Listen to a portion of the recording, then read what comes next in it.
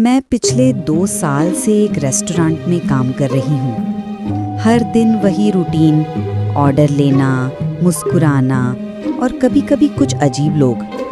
पर उस रात एक ऐसी औरत आई जिसे देखकर मेरी रूह कांप गई। उस रात रेस्टोरेंट में कोई कस्टमर नहीं थे। मैं टेबल की साफ सफाई कर रही थी।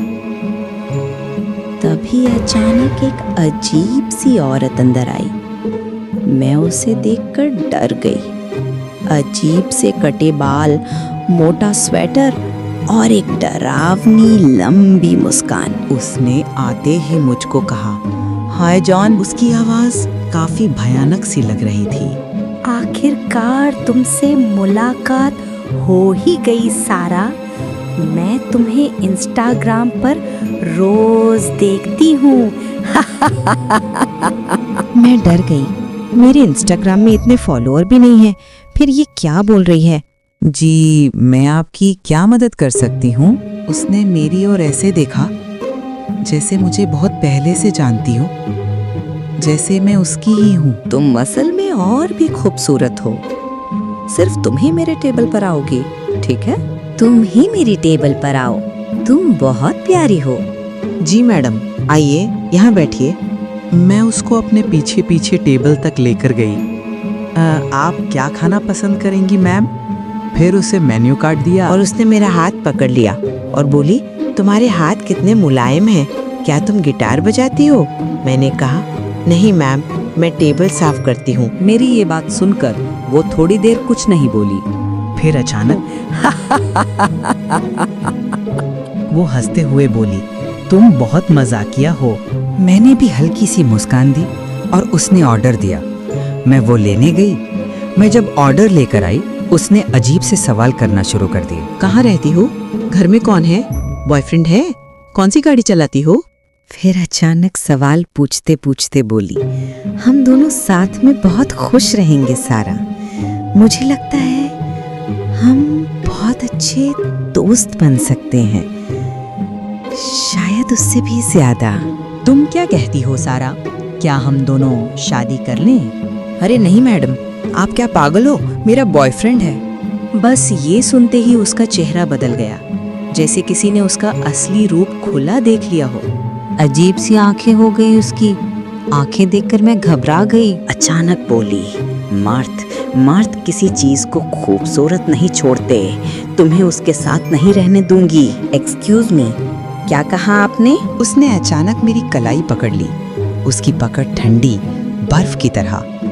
मैडम छोड़िए, प्लीज छोड़िए। मैडम नहीं, सिर्फ जान बोलो, जान बोलो।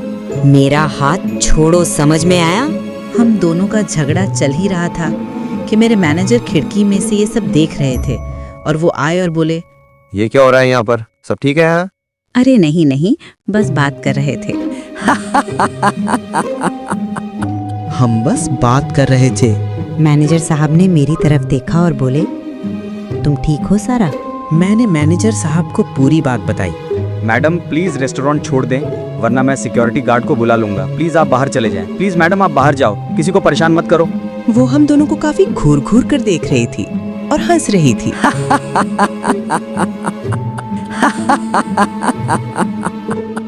फिर रोज की तरह हमने रेस्टोरेंट बंद किया।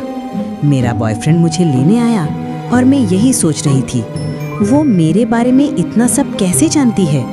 मेरा नाम भी जानती है, मेरे बारे में सब कुछ कैसे जानती है? मुझे टेंशन में देखकर मेरे बॉयफ्रेंड ने बोला, तुम ठीक हो? मैंने कहा सब ठीक तो है। फिर मैंने उसे रेस्टोरेंट की पूरी बात बता दी। फिर मैं जाकर सो गई।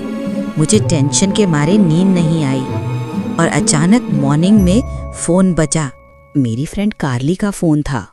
वो काफ़ी घबराई हुई लग रही थी। उसने मुझे बताया कि मैनेजर साहब का मर्डर हो गया है रेस्टोरेंट की पीछे वाली गली में। ये सब सुनकर मुझे वो रेस्टोरेंट वाली कल वाली बात याद आ गई। वो औरत मैनेजर साहब को कैसे घूर रही थी। हे भगवान, मैनेजर साहब को कितनी बुरी तरह कैसे मारा है। मुझे पूरा यकीन है कि उस औरत ने मैनेजर साहब को मारा है, लेकिन मेरे पास कोई सबूत नहीं है। क्या करूं?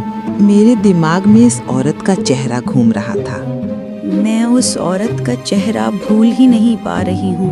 उस शाम जब मैं घर आई, मेरे दरवाजे पर एक छोटा पैकेट पड़ा था। उससे पर कोई एड्रेस भी नहीं लिखा था, सिर्फ मेरा नाम लिखा हुआ था।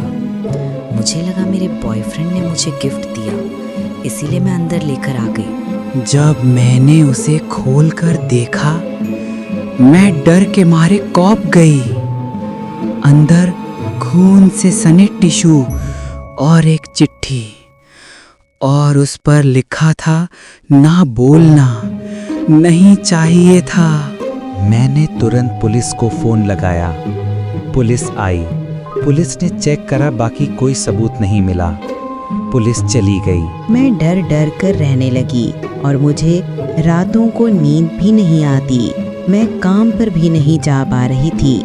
मेरे बॉयफ्रेंड ने मुझे काफ़ी समझाया, लेकिन मैं काफ़ी डरी हुई थी। मैं उस रात काफी डर गई थी, क्योंकि मैंने उसे देखा था। रात को खिड़की के पास से गुजरी तो शीशे में एक परछाई दिखी, बिल्कुल मेरे घर के बाहर, अंधेरे में खड़ी, और होंठों पर वही डरावनी मुस्कान। आई एम हियर सारा।